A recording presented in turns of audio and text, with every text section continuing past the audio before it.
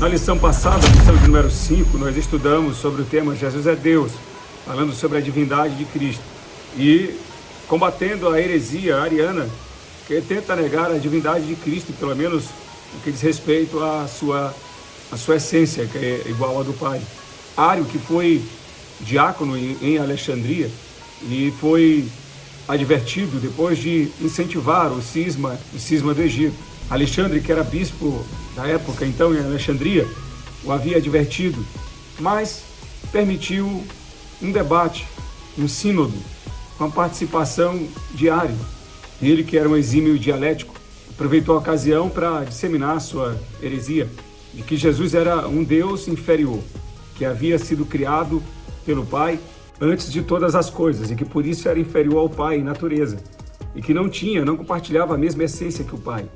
João capítulo 14, versículo 28, a expressão de Jesus que diz porque o Pai é maior do que eu. Ele usava essa expressão para negar a divindade de Jesus consubstanciada com o Pai.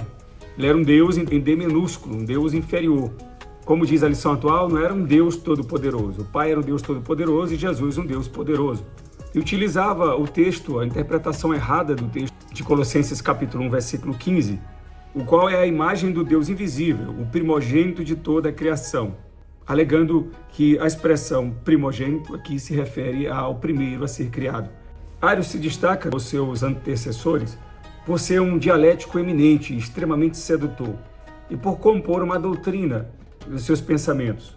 Após a morte de Alexandre, bispo de Alexandria, Ário retorna, não mais como diácono, mas como presbítero, agora com a função de pregar, e começa a disseminar sua doutrina. Constantino, o imperador, ao saber por Ósio se auxiliar das circunstâncias que estavam ocorrendo em Alexandria, envia este para, em loco, observar a situação e lhe passar relatório. Ósio retorna, diz a Constantino a necessidade de realizar um concílio, que a situação era mais grave do que se imaginava. Convoca-se o concílio, que acontece em 325, tendo como opositor a doutrina de Ário, Atanásio, que fora até então auxiliar de Alexandre, bispo de Alexandria. Atanásio vence o debate. Mesmo Ário, já um experiente de 60 anos de idade, e Atanásio, um jovem de 20 anos de idade, e o concílio de Niceia tem como conclusão, no credo niceno, de que Jesus é consubstanciado com o Pai, ou seja, da mesma substância que o Pai. Declaração esta que está também na Declaração de Fé das Assembleias de Deus, na página 51. O concílio contou com 318 bispos do Oriente e do Ocidente. Mesmo com a vitória de Atanásio, o concílio não teve o poder de eliminar o arianismo, tanto que o bispo Atanásio, vencedor desse concílio, foi exilado, por não concordar com a ordem de Constantino de readmitir Ário à igreja, à comunhão. Dentre os que aderiram ou concordam com a doutrina ariana, atualmente nós temos as Testemunhas de Jeová, que nas suas traduções bíblicas, como na tradução do Novo Mundo, em João capítulo 1, versículo 1, traz o seguinte: no princípio era a palavra, e a palavra estava com Deus, e a palavra era um Deus. E aqui eles não declaram negar a divindade de Cristo, mas dizem eles que é uma divindade inferior, que Cristo é um Deus inferior ao Pai, não compartilha com o Pai da mesma natureza que este. No versículo 14 está escrito: de modo que a palavra se tornou carne, na tradução do Novo Mundo, das Testemunhas de Jeová, de modo que a palavra se tornou carne e residiu entre nós, e nós vimos a sua glória, uma glória como de um filho unigênito, de um pai, e ele estava cheio de favor divino e de verdade. Vejam que eles acrescentam pronomes para desvincular a natureza divina de Jesus. Um texto alegado por Ário, mesmo usado por eles para negar a divindade de Cristo, ou pelo menos a consubstanciação de Cristo com o Pai, que eles compartilham da mesma substância, a mesma natureza. Colossenses 1,15, eles interpretam a palavra primogênito como quem foi criado primeiro, não levando em conta que a palavra primogênito ela pode também significar proeminência, primazia, ou honra, ou chefia, como no caso dos filhos de José. Quando Jacó foi abençoar os filhos de José, Manassés, o mais velho, e Efraim, e ele cruza o braço colocando a mão direita sobre o mais novo, advertido por seu filho, por já ter a vista, já estar sem vista, Jacó abençoa de fato o mais novo como primogênito. Da mesma forma, Esaú e Jacó. Aqui no caso, primogênito é o que tem a primazia, é que tem a preeminência, a autoridade sobre os demais. E Cristo é citado em Colossenses 1,15 desta forma, como quem tem a importância, a primazia ou a prioridade. Ou seja, Jesus é a primazia na criação. João capítulo 14, versículo 9, está escrito: Disse-lhe Jesus: Estou há tanto tempo convosco e não me tendes conhecido, Filipe. Quem me vê a mim, vê o Pai. E como dizes tu, mostra-nos o Pai? Versículo 10 ele diz: Não crês tu que eu estou no Pai e que o Pai está em mim? A parte A do versículo 10 deixa claro, é evidente que Jesus compartilha da mesma natureza, da mesma essência que o Pai. Ario negava que o Filho era Deus. Os arianos costumavam citar a frase: houve tempo que o verbo não existia. Em suas manifestações, inclusive em músicas populares, essa frase era inserida para negar que Jesus tinha a mesma natureza e essência que o Pai. O texto áureo da lição é uma declaração do Pai sobre o próprio Filho. Em Hebreus capítulo 1, versículo 8, está escrito: Mas do Filho diz, ó Deus, o teu trono subsiste pelos séculos dos séculos, cetro de equidade é o cetro do teu reino. É uma declaração do Pai sobre o Filho. Em João capítulo 10, versículo 33, versículo 10 ao 33 diz: Eu e o Pai somos um. É uma declaração do próprio Filho. Os judeus pegaram então, outra vez, em pedras para o apedrejarem. Respondeu-lhes Jesus: Tenho-vos mostrado muitas obras boas procedentes de meu Pai. Por qual dessas obras me apedrejais? Os judeus responderam dizendo-lhe: Não te apedrejamos por alguma obra, mas pela blasfêmia, ou seja, pelas palavras de Jesus. Porque sendo tu homem, te fazes Deus a ti mesmo. Está claro que eles compreendem que Jesus está se declarando Deus nesta expressão. Quando ele diz, no versículo de número 30, eu e o Pai somos um. Então não há como interpretar esse texto de outra forma. No Evangelho de João, ainda, capítulo 20, versículo 28, nós temos a declaração de um dos apóstolos. No versículo 28, diz: Tomé respondeu e disse-lhe: Senhor meu e Deus meu. Nós temos a declaração do próprio Pai, temos a declaração do Filho e temos a declaração de um dos apóstolos. Ainda outro apóstolo, agora, o apóstolo Paulo, escrevendo aos Romanos, no capítulo de número 9, versículo 5, diz: Dos quais são os pais e dos quais é Cristo, segundo a carne, o qual é sobre todos, Deus bendito eternamente. Amém. O texto de João 14, 28, quando Jesus diz que o Pai é maior do que eu, ainda texto que foi citado inicialmente, eles alegam que por essa expressão de Cristo, de dizer que o Pai é maior do que ele não pode ter a mesma natureza que o Pai, não pode ser da mesma essência, declarando-se a si mesmo inferior ao Pai. Mas o texto não se refere à natureza, se refere à função. Assim como 1 Coríntios, capítulo de número 11, versículo 3, quando Paulo fala de hierarquia, e ele diz aqui no versículo, hierarquia no que diz respeito à função, ele diz: Mas quero que saibais que Cristo é a cabeça de todo varão, e o varão a cabeça da mulher, e Deus a cabeça de Cristo. Ora, quando o texto fala, e o varão a cabeça da mulher, homem e mulher têm a mesma natureza. O fato de o homem estar acima da mulher no que diz respeito à hierarquia familiar, isso não quer dizer que eles tenham naturezas diferentes. Isso se refere à função, não à essência. Outro texto mal interpretado e muito questionado por eles a respeito da divindade de Jesus está em Mateus capítulo 24, versículo 36, quando Jesus declara: Mas daquele dia e hora ninguém sabe, nem os anjos dos céus, nem o Filho, mas unicamente meu Pai. Eles usam este argumento para declarar que Jesus não pode ser igual ao Pai. Dizem que ele não tinha onisciência e tinha limitações divinas, e portanto não poderia ser totalmente igual ao Pai.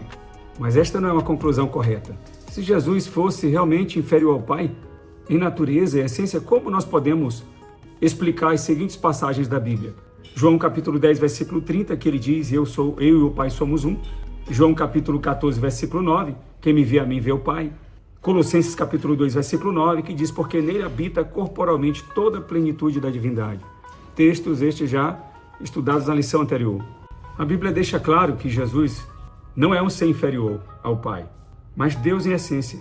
Na hierarquia ariana, Deus é o Deus Todo-Poderoso. Jesus é um Deus poderoso, um Deus com D minúsculo, está acima de todas as demais coisas criadas. E por não conhecer a encarnação de Cristo, não compreender o mínimo a natureza até antrópica de Cristo, na hierarquia ariana, Deus é o maior, Jesus vindo logo após e depois os anjos. Mas eles se contradizem na sua própria doutrina quando nós lemos Hebreus capítulo 2, versículo 7, que diz: um pouco menor do que os anjos. Isso significa que ele era inferior ou superior aos anjos? A resposta está na encarnação do verbo, que eles desconhecem. Na primeira carta de Paulo a Timóteo, no capítulo 3, versículo 16, A Bíblia é clara quando diz, e sem dúvida alguma, grande é o mistério da piedade. Aquele que se manifestou em carne, foi justificado em espírito, visto dos anjos, pregado aos gentios, crido no mundo e recebido acima na glória. O texto é claro quando diz, aquele que se manifestou em carne. Jesus sempre foi Deus, mas ele se fez carne e entrou na história humana assumindo as suas limitações. E ele não perdeu a sua divindade, apenas escolheu viver como homem. Filipenses capítulo 2, versículos 6 a 7, a Bíblia diz, sendo em forma de Deus, não teve por usurpação ser igual a Deus, mas esvaziou-se a si mesmo, tomando a forma de servo, fazendo-se semelhante aos homens. Esse esvaziamento não foi uma perda da divindade, mas uma aceitação voluntária das limitações humanas, sem deixar de ser Deus. Quando Cristo fala como homem, ele o faz plenamente, sem negar a sua essência divina. Ele não deixou de ser Deus. João 1,14 diz que Jesus se fez carne e habitou entre nós. Ele experimentou a fome, a sede, o cansaço, o sofrimento e até a morte. Quando esteve entre nós na terra, como foi promessa de Deus, lá em Mateus capítulo de número 1 e versículo de número 23, e o anjo diz a Maria que ele seria o Emanuel, a profecia feita lá no Antigo Testamento. Emanuel, que quer dizer Deus conosco. Enquanto sendo Deus e vivendo aqui na terra, ele viveu como um verdadeiro ser humano. Ele orava ao Pai, conforme Marcos capítulo 1, versículo 35. Ele dependia do Espírito Santo, conforme Lucas capítulo 4, versículo 1. E até crescia em sabedoria, conforme Lucas capítulo 2, versículo 52. E voltando inicialmente à interpretação de Mateus capítulo 24, versículo 36, quando ele diz que daquele dia e hora ninguém sabe, nem os anjos dos céus, nem o Filho, mas unicamente meu Pai, isso significa que a limitação do conhecimento sobre a sua volta fazia parte desse esvaziamento, mas não quer dizer que ele não fosse Deus da mesma natureza que o Pai. A questão aqui não é se Jesus sabia ou não, mas sim se compreendemos corretamente o significado de que Deus se fez carne. Se nós nos recusarmos a aceitar esse mistério, estamos rejeitando não só a doutrina da Trindade, mas também o próprio coração do cristianismo. Após a sua ressurreição, Jesus declara em Mateus capítulo 28, versículo 18, toda autoridade me foi dada no céu e na terra. Se antes ele havia se esvaziado, agora ele estava glorificado novamente. Em Apocalipse capítulo 1, versículo 18, ele se apresenta como Todo-Poderoso. Eu sou o Alfa e o Ômega, o princípio e o fim, diz o Senhor, aquele que é, que era e que há de vir, o Todo-Poderoso. Ele reina sobre tudo e sobre todos, e agora sabe exatamente quando voltará. Jesus não era e não é um Deus menor, ele sempre será o próprio Deus. A questão agora é, quem é Jesus para você? Porque quando ele voltar não haverá dúvidas, mas será tarde demais para escolher de que lado você estará. Se na cruz Cristo era apenas um homem e não era Deus, como um ser que ressuscitaria 3 dias depois poderia garantir a um daqueles malfeitores, hoje mesmo estará comigo no paraíso? João capítulo 11, versículo 25, nós não podemos esquecer a declaração de Jesus que disse, eu sou a ressurreição e a vida, quem crê em mim, ainda que esteja morto, viverá. Sendo Deus, Cristo é a própria fonte de vida, como em outras ocasiões nas Escrituras ele mesmo declara. Em Atos capítulo 2, versículo 24, diz, ao qual Deus ressuscitou soltas as dores da morte, porque não era possível que fosse retido por ela. Querer negar a divindade de Cristo e que ele tem a mesma essência do Pai, porque em algum momento Jesus esvaziou-se de seus atributos sem perder a sua divindade, é como esperar que o sol deixe de brilhar apenas porque as nuvens encobriram o céu. A Trindade sempre será um mistério para a mente humana. Mas mesmo sendo um mistério, isso não quer dizer que ela não exista. 1 de Timóteo, capítulo 3, versículo 16, a Bíblia declara, e sem dúvida alguma, grande é o mistério da piedade. Deus se manifestou em carne, foi justificado no Espírito, visto dos anjos, pregado aos gentios, crido no mundo e recebido acima na glória. Cristo sofreu na carne, mas a sua divindade jamais se apagou. Em Hebreus capítulo 2, versículo 9, está escrito, vemos, porém, coroado de glória e de honra aquele Jesus que fora feito por um pouco menor do que os anjos, por causa da paixão da morte, para que pela graça de Deus provasse a morte por todos. Isso não significa que ele era inferior em essência, mas que por amor se submeteu à condição humana. Ele se fez homem sem deixar de ser Deus. João 1,14, o verbo se fez carne, habitou entre nós e vimos a sua glória como a glória do unigênito do Pai, cheio de graça e de verdade. Ele se fez homem sem deixar de ser Deus. E aqui está o ponto crucial da fé cristã. Não um sistema filosófico frio, mas um Deus que desceu até nós, porque nunca poderíamos ascender até ele. Quando nós olhamos para a cruz, nós não vemos um Deus derrotado, mas um rei e por sua própria vontade se submeteu à morte para triunfar sobre ela. E nisto está a declaração de Apocalipse capítulo 1, versículos 17 e 18. Não temas, eu sou o primeiro e o último, e o que vivo e fui morto, mas eis aqui estou vivo para todo sempre. Amém. E tenho as chaves da morte e do inferno. E agora só resta uma pergunta: você já se rendeu a ele? Porque no fim das contas, ou nós nos curvamos diante dele em adoração, ou seremos forçados a reconhecê-lo quando for tarde demais. Filipenses capítulo 2, versículos 10 a 11, que diz: para que ao nome de Jesus se dobre todo o joelho dos que estão nos céus e na terra e debaixo da terra, e toda língua confesse que Jesus Cristo é o Senhor, para a glória de Deus Pai. Tenha uma boa aula e que Deus o abençoe.